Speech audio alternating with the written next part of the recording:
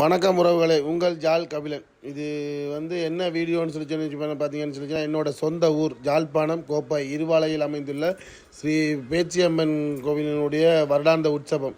பார்த்தீங்கன்னா தெரியும், நான் பிறந்த சொந்த மண், சொந்த ஊர், என்னுடைய சொந்த ஊரில் நடக்கிற கோயிலோட திருவிழா.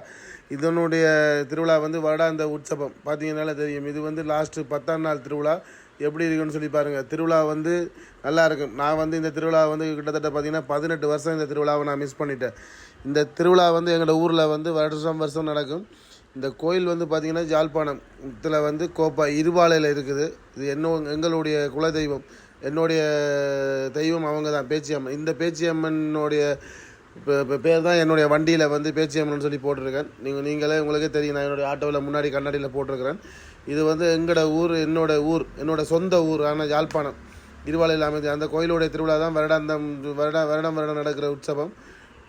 இந்த வருஷத்து திருவிழா என்னுடைய நண்பர்கள் ஃபோட்டோ எடுத்து வீடியோ எடுத்து அனுப்பியிருக்கிறார்கள். பார்த்தாலே தெரியும். இதை ரொம்ப மிஸ் பண்ணுறேன். நான் 18 வருஷம் ஆச்சு அந்த திருவிழா. இது எங்களுடைய குலதெய்வம், என்னோட குலதெய்வம் பேச்சியம்மன்.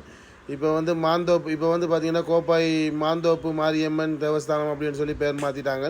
நாங்கள் இருக்கும்போது பார்த்திங்கன்னு சொல்லி சொன்னால் பேச்சியம்மன், அப்புறம் மாரியம்மன், அதுக்கப்புறம் இப்போ பார்த்திங்கன்னா கோப்பாய் தோப்பு மாரியம்மன் கோவில் தேவஸ்தானம்னு சொல்லி மாற்றிட்டாங்க. நீங்களே பாருங்கள் எப்படி இருக்குன்னு சொல்லி பாருங்கள். கோயில் திருவிழா வருஷம் பயங்கரமாக நல்லா சூப்பராக கொண்டாடுவாங்க. நம்ம இந்த வருஷம் என்னோடய நண்பர்கள் எனக்கு வீடியோ எடுத்து போட்டிருக்காங்க. நான் இந்த திருவிழாவை ரொம்ப மிஸ் பண்ணுறேன். சரி, அடுத்த வருஷம் நம்மளுக்கு அங்கே போய் பார்க்குறதுக்கு நம்மளுக்கு கொடுத்து வச்சுருந்தா நம்ம போய் பார்ப்போம். அம்மனுடைய அருளால் நம்ம அடுத்த வருஷம் அங்கே போயிடுவோம். போய் பார்ப்போம்.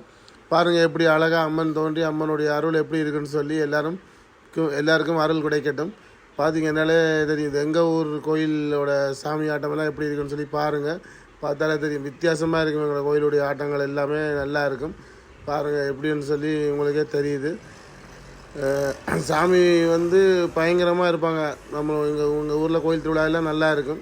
ஓகே மக்களே, பாருங்கள். நன்றி.